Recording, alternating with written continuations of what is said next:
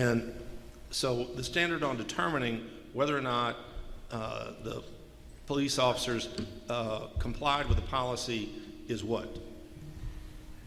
Well, if they violated any policies, any SOPs, and also we look to see if they acted in good faith. And that's the standard, correct? That's a standard, yes, sir. Okay. So there were failures that day, correct? There were many failures, sir. So let's go through them. I think one of them that you mentioned in your report was communication, correct? Yes, sir. Tell us about that. Just for an example, when the officers initially made entry into the school, they made 28 attempts to use their radios to get information out to the rest of the officers that were showing up. And these were 28 attempts before they were shot at, that I counted from the body cams and from the any video that I received.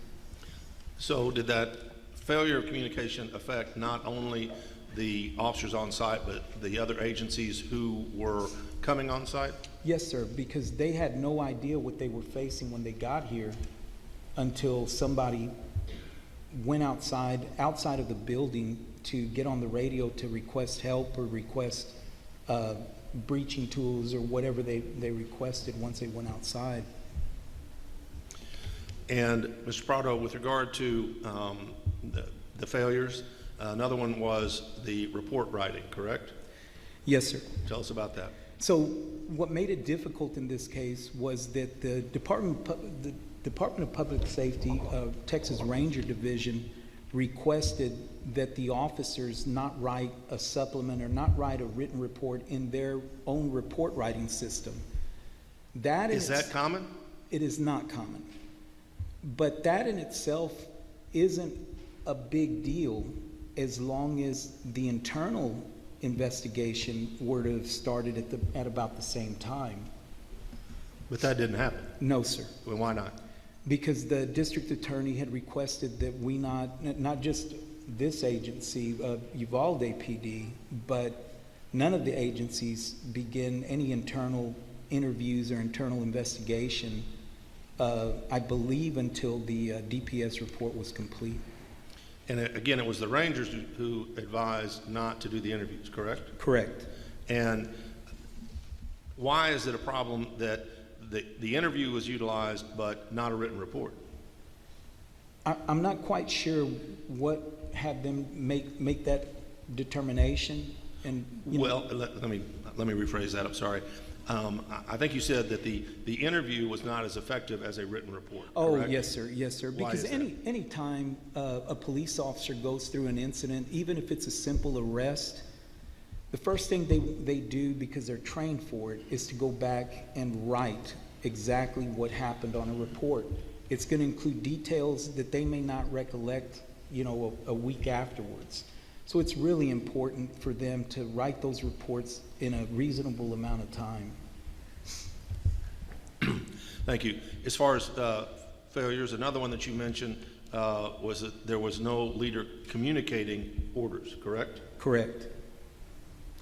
Explain that. So there you had supervision inside the hallway of Robb Elementary, and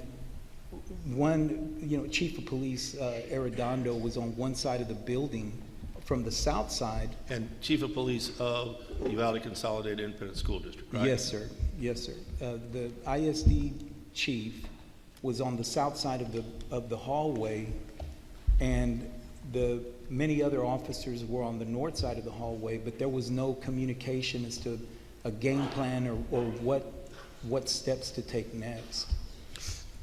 Were you aware of a memorandum of agreement being in place? Yes, sir. It's called the Memorandum of Understanding. And who is it between? It's between the Uvalde Independent School District, the Consolidated Independent School District, and the City of Uvalde Police Department. And what was the gist of that MOU? The main thing in that MOU was it details that the Uvalde CISD Police Department has primary duty to respond and investigate all crimes committed by or against district students, employees, or the general public on or near district property during regular school hours. And under the MOU, who was to effectively take charge? That would have been the independent school district police. And in your investigation, did you determine whether or not the Uvalde Police Department officers were aware of this MOU? Yes, sir, they were. At least the management, the Lieutenant Mariano Pargas, they knew about the MOU. You already mentioned the problem with communication. Did you find any problems with Chief Arredondo communicating with the other officers, the other agencies, as the day went on? Yes, sir. I mean, there were problems all day long with communication, lack of it, and he would make phone calls, but the officers had no way of knowing what was being planned or what was being said. So there was another problem, another failure, the key situation? Yes, sir. Explain that to us. So in this case, there was a point in time where the officers were going to make entry. They didn't have the rifle-rated shield at that point yet, but they were going to move forward after shots were fired at about 12:21. And they stopped because the BORTAC commander was not comfortable or confident that they could get in with enough time using a Halligan tool to breach the door. So they requested a key instead. And the Uvalde ISD officers did not have a key for that 4th grade building. So the only way to get in that room was either with a key or to breach it, correct? Yes, sir.